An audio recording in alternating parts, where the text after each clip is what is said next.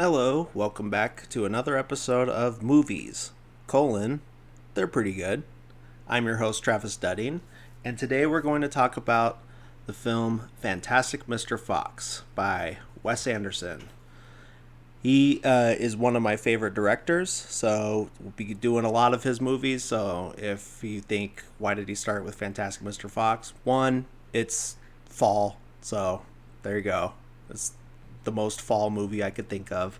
And two, we'll get to the rest of them, so don't worry about that. So, Fantastic Mr. Fox, based on the children's book by Roald Dahl, who everyone would know from Charlie and the Chocolate Factory, Matilda, so on and so forth, BFG, all that stuff. So, the movie also it's stop motion animated, where you take the little puppets, you move them a little bit, take a picture, move them a little bit, take a picture, move a little bit, take a picture, and then you play it all together and it looks like motion. Takes years and years to do movies like that. Nightmare Before Christmas is a pretty popular one, if you have no idea what I'm talking about. That one, it looks like that. Or the 60s Christmas TV specials like Rudolph the Red-Nosed Reindeer and Santa Claus is Coming to Town. That's the style that it is in. So, let's get to it. Start off with this beautiful landscape, the little perfectly round hill with the tree on top. You see Mr. Fox up there. He's got his little tape player. He's got his Walkman. He's listening to the Davy Crockett soundtrack for some reason. Just the framing, like any Wes Anderson movie, the framing is perfect. Like every shot looks like a painting or like a museum worthy frame. So no shortage of that. Just because he's doing stop motion doesn't mean it's any different. So got all the beautiful fall colors, a lot of oranges, browns, yellows. Just looks very, very pretty. You see his wife come to meet him. Then this is where you gather that they're chicken thieves, and that's how they, one, make a living, and two, just eat in general. And so they're about to go on a little heist. Once they get started, you get a nice needle drop. Another thing that Wes Anderson's known for is just a lot of good songs, a lot from the 60s and stuff. In this instance, you're getting Beach Boys, Heroes and Villains. I'm not going to name all of them, but I think that this one stands out just because it's kind of in the intro of the song. They go to this farm. They're trying to steal some squabs, is the type of bird that they're trying to steal. They get trapped in a little cage. This is where you find out that Mrs. Fox, Felicity is her name, you find out later, is pregnant. And she wants him, because of that, since he's going to be a dad, says, if we ever get out of this, I want you to find a new line of work. So he agrees, and then they dig their way out. Then we get a nice, I like how they do this. It says 2 years later, but then in parentheses it says 12 and a half Fox years. So it's every time there's a such and such amount of time later, you get it, the human time and the Fox time. So I thought that was a fun thing. You find out that now that he's retired from chicken thievery, that he is a columnist for the newspaper. And he's asking, hey, did any of your friends read my column? And she's like, oh, it's so-and-so says she does. But, that's not too important. You see they have a son, Ash. He's voiced by Jason Schwartzman, who's a Wes Anderson MVP. By the way, Mr. Fox is George Clooney and Mrs. Fox is Meryl Streep. So you got a lot of good voice acting throughout this whole movie. That you also find out that the son, Ash, is just a little different, a little weird. He is wearing a cape to school. He's got his pants tucked into his socks, stuff like that. So as he's reading the newspaper, he sees an ad for the real estate listings, and that he's, has a short conversation with his wife saying how he doesn't want to live in a hole anymore. And she makes a point, says that foxes live in holes for reasons, that to stay protected and everything like that. But he has his mindset. He wants a nice view. He doesn't want to feel poor anymore, so he decides he's going to go check out this new house. And he goes to look at it. It's in a tree, so it's supposed to have like a nice view and everything. It's on top of a hill. He's taking a tour of the house with the real estate agent, and this is a director cameo. That's Wes Anderson doing the voice of the real estate agent. They're going through the house and everything, checking it out, and he's falling in love with it. You also meet the superintendent of the house, Kylie. He's an opossum, and every once in a while, it's funny. He like spaces out, and his eyes are like little swirlies and stuff, and it's just like, oh, he does that from time to time. So then after he likes the house, so he goes to talk to his lawyer, who is a badger voiced by Bill Murray. Another that's probably the most famous of the Wes Anderson MVPs. Bill Murray's been in every single Wes Anderson movie except for the very first one, which was Bottle Rocket. So, and that's still going like well after this movie. He's trying to talk him out of buying this tree because one, he can't afford it, and two, it is right next to 3 farms that are like these guys are like notorious, these 3 farmers, and there's even like a song about them. Their names are Bogus, Bunce, and Bean, and one is a chicken farmer, one has geese, and I forget what the other thing is, but that doesn't matter. And then the third one is a turkey farmer, but he also makes hard cider, and he's pretty famous for that. But they're like notoriously mean. They have like big security systems, everything like that. And on Mr. Fox is just seeing this as like a challenge to him. Like he misses being a thief. He wants to get back into it. And he's like, well, if these guys are the baddest, then this is who I got to take down. And then he just can't get that out of his head. So he tells the lawyer, like, I heard your advice, but I'm not going to take it. And this is where we get a fun little thing, because Wes Anderson wanted to make this family friendly, but he also wanted it to feel like his movies.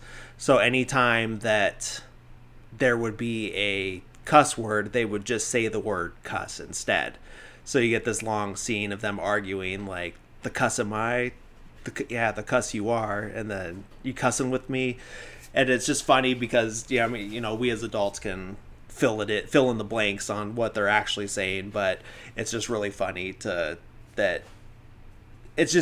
cool that he made it to where you could watch it with your kids and everything. You don't have to worry about it, but it does still feel, it's the same humor, it's the same style of dialogue, everything like that. So he does move in, and you see them moving in and everything. They're carrying the boxes. Shortly after that, Felicity's nephew, Christopherson, so Ash's cousin, comes to visit because his dad is sick. So he's just that way they can take care of him while his dad's in the hospital. We see that it's not much of a important plot point, but we do see that Mrs. Fox is a painter. She does landscapes and thunderstorms, and she's really good. She has this nice, pretty landscape painting with the thunderstorm going and everything like that. As they're sitting outside enjoying their new view from their new house, Mr. Fox sees a newspaper ad for Bandit hats, 40% off. And so this is just just feeding his idea of getting back into the chicken thief game. So right off the bat, Ash is jealous of his new cousin because not new cousin, but he's jealous of his cousin because he can do everything perfectly, and Ash, being a weirdo, it struggles with everything. So right off the bat, he's jealous of him, and his parents seem to in his eyes, his parents like Christopherson more and everything like that. So he's jealous of him. He's giving him a hard time when it's time for them to go to bed. He's trying to make Christopherson sleep under this table with the train set, and he's yelling at him and stuff, and he makes him cry. When they go to sleep, they turn the lights off and Christopherson's kind of crying, but then he feels bad and gets down, and then they play with the train set together, and that's kind of a sweet moment. So now Mr. Fox that has his plan, kind of, and then he's bringing Kylie, the superintendent, into it. And he wants his help with this, and he wants to hit all three of the farmers. So they're going to start. Okay. No, so they're just going through the plan, and the plan is that the guard dogs at these farms are all beagles, and he thinks that in order to get past them, they can lace blueberries with sleeping pills, and his defense for that is that beagles love blueberries, and apparently that's just a known fact for them. So we get a quick scene of the kids at school. Ash is being bullied by some beaver with some jock beaver with a jersey on, and so he's just like kind of talking bad about him.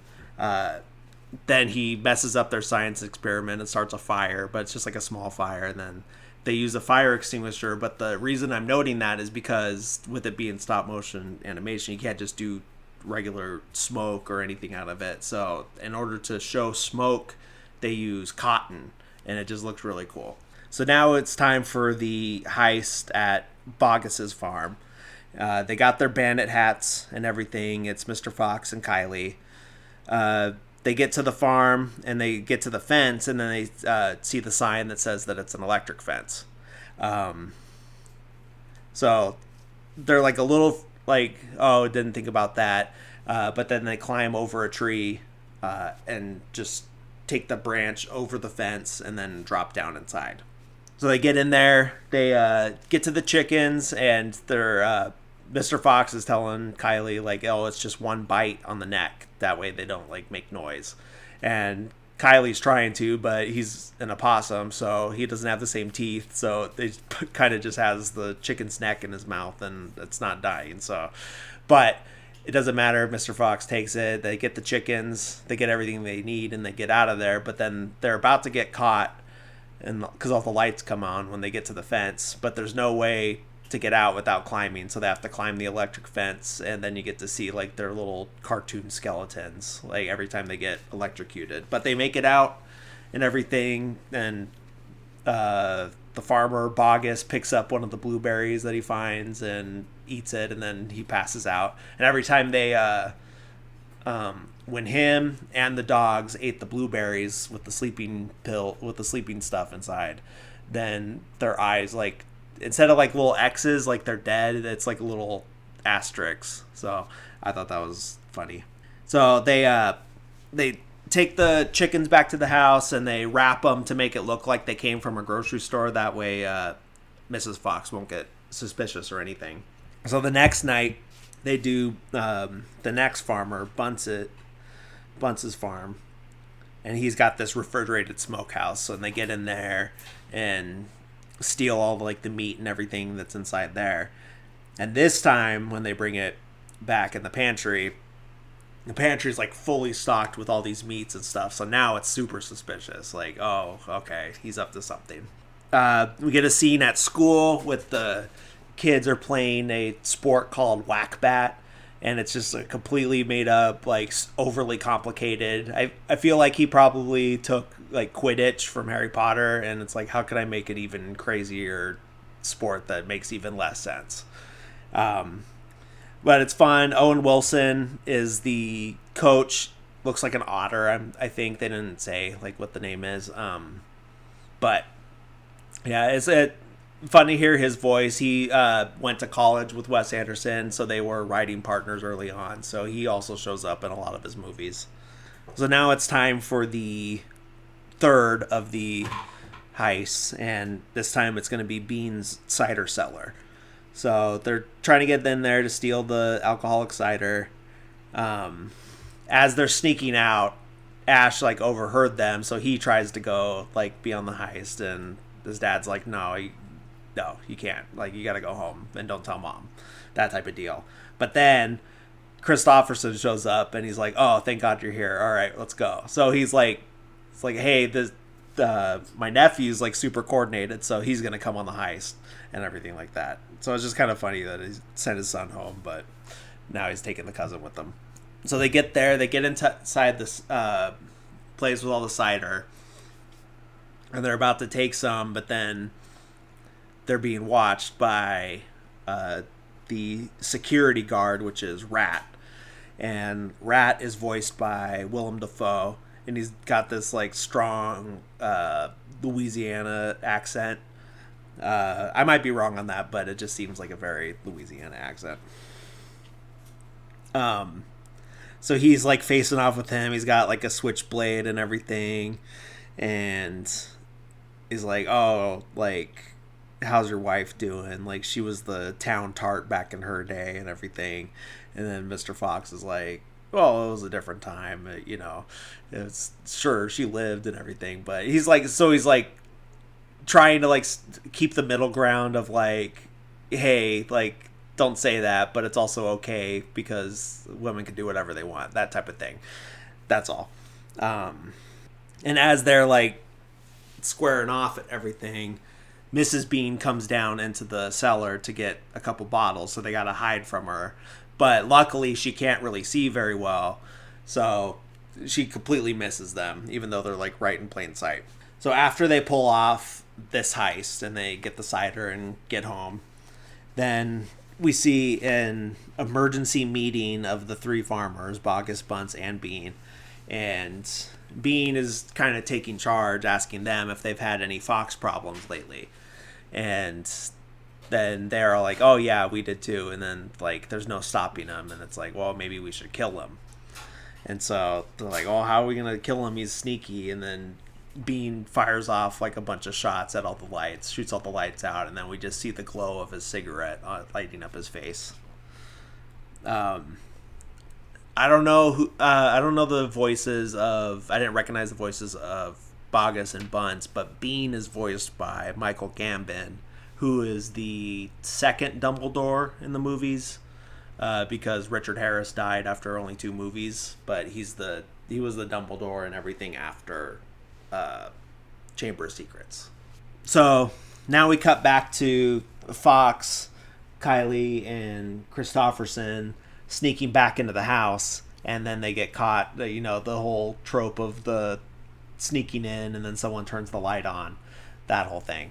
So Mrs. Fox catches them sneaking back in, and they're like, "Oh, we weren't doing anything. We just had like this." Oh yeah, he says the whole reason he had to go was because there was a fire he had to report on, but she's not buying it. And then she's like, "Oh well, why is Christopherson wearing that bandit hat?" And he's like, "I don't know. His ears are cold. Go back to bed." And then he sends him back up to bed. And then, but she, you know, like I said, she's not buying any of this, and she says, "If what I think is happening, it better not be." And I always like that line. I think it's funny. So as he's like going, so him and Kylie go back outside to talk about it, like, "Oh, like we pulled it off," but then they get shot at by the 3 farmers, and then he ends up with his tail shot off. He ends up fine, but he gets his tail shot off. So as he's getting all patched up and everything, Ash like takes it personally, like, "Oh, why, you know, how come Christopherson got to go? He got a bandit hat. Where's my bandit hat?" It's like, "How come I didn't get shot at?" and everything. It's because he's just taking out his jealousy on everything. But because they didn't get him and they only got his tail, the farmers are back with a bunch of tractors, and now they have to dig their way out. Yeah, so now their home's not safe. They have to dig underground to get out of there. At some point we see during this that Bean is now wearing Mr. Fox's tail as a necktie, kind of like a trophy thing, and kind of also just to put it in his face, like, "Hey, I got your tail," that type of thing. So after the tractors don't work, they still don't have them, so they're like, "Okay, let's blow it up." So they blow up the whole tree with dynamite and everything. So this makes it hard for everybody, all the animals in the whole forest, and at some point during all the digging, they run into the rest of them, including the Bill Murray Badger and some of the other ones. Everyone's mad at Fox because they know it's his fault. They know that he's the one that was stealing chickens and stealing cider and everything, and he's the one that pissed off the farmers, so it's all his fault, and they're yelling at him and everything. They end up at the Flint mine, which I think is where Badger lived anyway.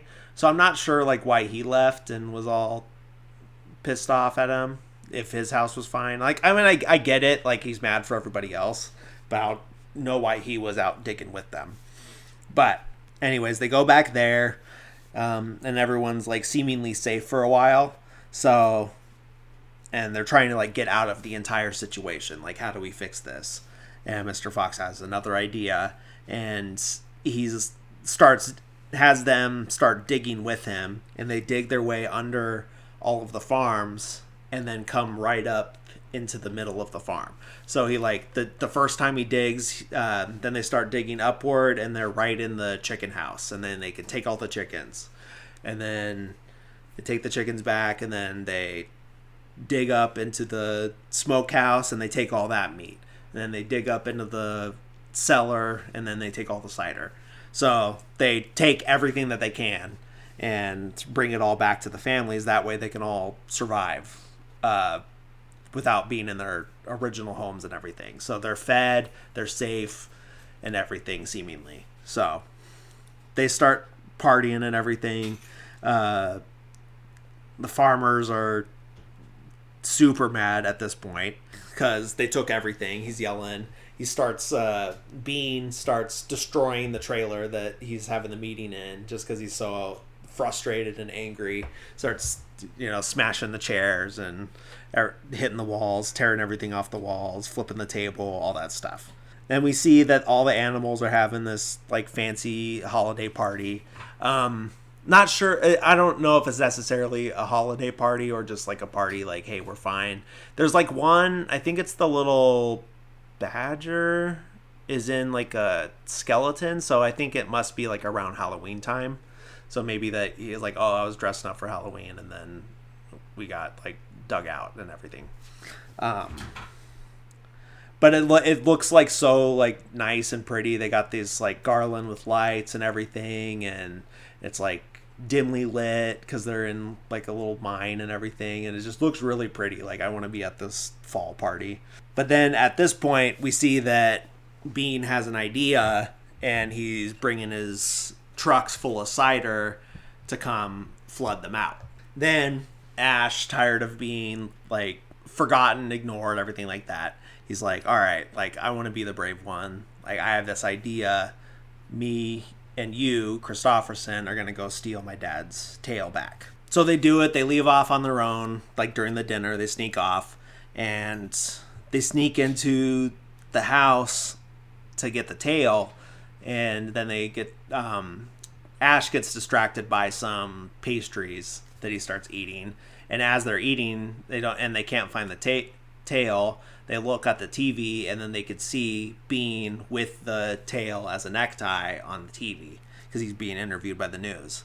And they're like, okay, well, the tail's not here. But then Mrs. Bean comes in, and they think that she doesn't see them, but she does because she goes to a drawer and gets a butcher knife and then chases them.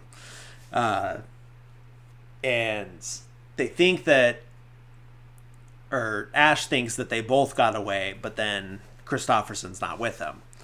And as this happens, after Kristofferson's caught, Ash gets back, and they're like, right as they're realizing, oh, where are the kids? And then right as that happens, then the room starts getting flooded with all of the cider, and they all get washed away. They get washed out of the quarry, and then they end up in the sewer.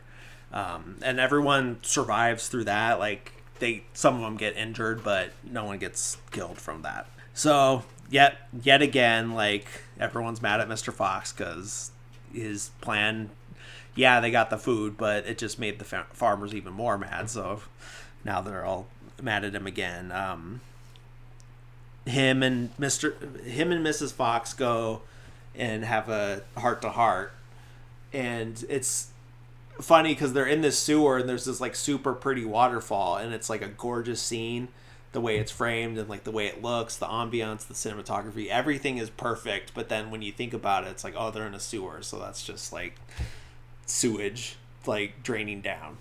But it still looks like really really pretty, just this waterfall of toilet water.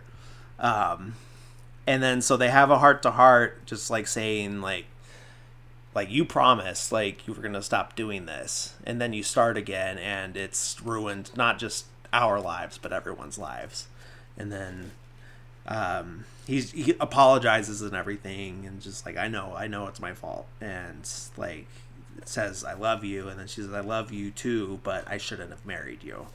And so then that's like, that kind of hits him, like, yeah, like she's right, because like I'm not holding my end up of I'm not holding up my end of the bargain, you know. So he's like, all right, I gotta fix this. But as they're like getting ready to go find Christopherson, they're like, okay, like this is the new plan. Rat shows up and he's got a ransom note. And it's funny because the ransom note is made with like the letters cut out of magazines and everything. They're like, well, why'd they do this? Because we know who they are. They even signed their names at the bottom. You know, it's not like they're trying to hide their identity. But then, so then also Rat's like, okay, like he's gonna, he's trying to take he's trying to take Ash because he realizes that they don't have his son, and that's who they think that they have. So he's like, all right, I'm gonna take the right one with me. And he goes and tries to kidnap Ash, and he's like doing his like snaps and stuff, like it's West Side Story as he's coming for him. But then Mr. Fox comes and they get in a fight and everything, and he ends up, I think he just gets cut on accident, like in the fight, but Rat ends up with his throat cut and then ends up dying. But as he's dying, like Mr. Fox is asking him, like, why'd you do it? Like, why'd you go and work for them and everything? And he's just like, I just wanted cider, that's it. And then as he's dying, he just wants to taste it one more time, but all there is like some sewer sludge that he tastes. And Mr. Fox tells him that it's cider, and he just dies, like, believing it or whatever. So now they decide, like, okay, like, now it's going to be the rescue mission. And Mr. Fox is like pumping everyone up. He's giving them their like Latin names for the species and everything. And then they make a plan. They're like, okay, he's out in the town. He has Christopherson. Like, we're gonna go up there and like trick them basically, and say that it's gonna be like we'll give them what they want. They'll think that we're giving them what they want, but it won't be. So they send back another letter with their demands, and they also do the same thing with the letters cut out of a magazine. And Bean's like, why would he do that? And it's like, the other farmers are like, well, like, that's what we did. It's like, I don't know, I still don't trust him. So they get there, they're all right, we're gonna come out of this manhole in the middle of the town. And then they're there waiting, but the farmers have like a bunch of people with guns waiting to just shoot them as soon as he comes out. So he's yelling up to him like, all right, do you have Christopherson? And they're like, oh yeah, he's right here. And then they just play a recording of him. But Mr. Fox doesn't fall for it, and they end up throwing all these flaming pine cones out from the sewer. And they land in like trash cans and stuff, and then the town's like catching on fire, they're catching on fire, so it's working because it's just like complete chaos. And then it causes a distraction for them to leave the manhole and go find Christopherson. Yeah, they got the cute little motorcycle, it's got the sidecar, and it's Mr. Fox driving, got Kylie in the sidecar. Then they drive off, but then realize that Ash is also in the sidecar, like he snuck in too. So it's the three of them. and they're going to save Christopherson. They get to the farm where he's being held. That's at Bean's farm. And then they see a dog there. And they're like, oh, okay, like, we got to get past this guard dog. And then they're like, oh, why is his mouth foaming? And then Kylie says that maybe he eats soap. But then Mr. Fox looks over at the shelf and sees the rabies medication. So now they got to worry about this rabid dog during their rescue mission. But so Mr. Fox is like, okay, I'm going to distract the dog. You guys go get Christopherson. So they climb up onto the roof. Then there's like a little grate, and they can't get it open, but luckily Ash is small enough to squeeze through the bars and get down and save him. So like Christopherson's on a crate, and it's locked, and he's trying to get obviously they don't have a key, and Ash is like, oh, can you do a karate lesson for me real quick, and then I can break the lock. And he does the lesson, but then obviously it's not going to work to just do like a quick lesson, and then you can all of a sudden break a lock. And he ends up just pushing the crate off the table, and then it smashes open. But it works. Christopherson didn't get hurt, and he's out of the crate, so it worked. So as they get down back to Mr. Fox, who's being chased by the rabid dog, then they get cornered because the farmers are back at that farm, and they're all armed and everything and trying to put a stop to it.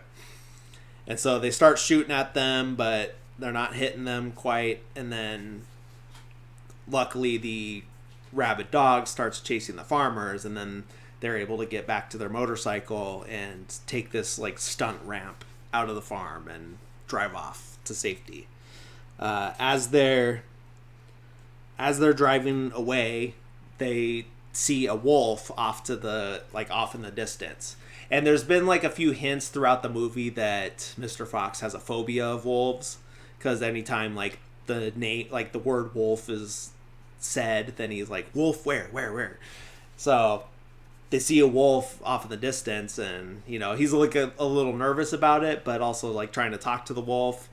And he's like, he talks to him in English and Latin, and he's like, oh, I don't think he speaks English or Latin. And then he like asks him a question in French, and still no response to that. But then he does like a little fist in the air to the wolf, and the wolf returns it. He puts his fist in the air and then just goes off into the wilderness. So they get back to safety. The farmers have finally accepted defeat, that they're not going to catch him, and that they've used all their resources, and it's just like making everything worse. So then we also see that all of the animals have moved into the sewer and like made like little homes within the sewer under the town, because that's like where they're going to be the safest. Because out in the wilderness, they can get dug up and flooded out and everything like that. But here they can at least be like a little safe, because the farmer's not going to destroy the town just to look for them. And then we find out that the sewer is right under a grocery store that they can go up inside, and it closes early on weekends. So anytime on the weekend, they just go up and stock up on food. While they're up there, Mr. Fox gives a toast, and they all have like little juice boxes, and they all toast. And he's just talking about like how proud he is of everybody, that they all work together. And then we also find out that Mrs. Fox is pregnant again, so they're gonna have another baby. And it's just a nice little ending, and then they all start dancing to some music, and then it goes to credits. But yeah, so that's it for the movie. Nice and short. It's just perfect family movie. You just get right through it. Anytime they're gonna make a stop motion movie, you got to keep it short, because otherwise you're working for 10 years on that. But I really like this movie. I have always enjoyed it. It used to be one that I would watch with my son a lot when I was putting him to bed, because it was just like nice and calm and everything like that. It's just a very comforting, nice charming movie. Not my favorite of Wes Anderson, but hey, like, the worst Wes Anderson is still better than a lot of stuff. So, in my opinion, that's just me though. But yeah, I watched this. I have the Criterion Collection edition of the Blu-ray. So got to watch some cool special features. I didn't get to everything on there. Watched a little bit of the behind the scenes stuff. Got to see that they did a lot of the dialogue recording, like the way you would for a regular movie. So they did some studio recording, but for a lot of it, was just guys with a boom mic chasing George Clooney around a field in England. Like, so that way it sounded like what they were actually doing, what the characters were doing. They wanted it to sound as authentic as possible. When it's supposed to be him in like a barn, they went and recorded in a barn. Stuff like that. So it was just, that's something I never knew. I've seen this movie so many times, read up on it, but that's one thing that until I saw it, I didn't know that. So I thought that was really cool. Got to also see a little bit about the puppets that they used. I found out that they used 3 different sizes of puppets. That way they could do the same, within the same shot without moving the camera, have like different sizes. That way you got like people way off in the background, you got the foreground, and you got up close and everything like that. So that was super interesting to see. But yeah, just final thoughts on the movie. Just beautifully shot. It's amazing to see something, and it's not like it's just amazing to see what people can do with stop motion animation. And it's not like he's the first to do it. We've had so many examples before. Like I said before, Nightmare Before Christmas, Tim Burton gets the most of the glory for that. But it's still impressive. It is. And it's just a very nice movie. It's, you're just having like a calm day, lazy day around the house. Put it on in the background. It's on Disney Plus. Most people have that. Just really fun. Watch it with your kids. Watch it alone. Watch it for the comedy. Watch it for the comfort. Just go ahead and watch it, Hopefully you've watched it before the episode, but hey, whatever. So that's it for this week. A little bit shorter of an episode, but it's a shorter movie, so what do you know? Thank you for listening. Be sure to follow the show on Instagram at Movies. They're pretty good. No punctuation in there whatsoever. And then, I hope everyone has had a good Thanksgiving, and hope you listen to me next week. Thank you.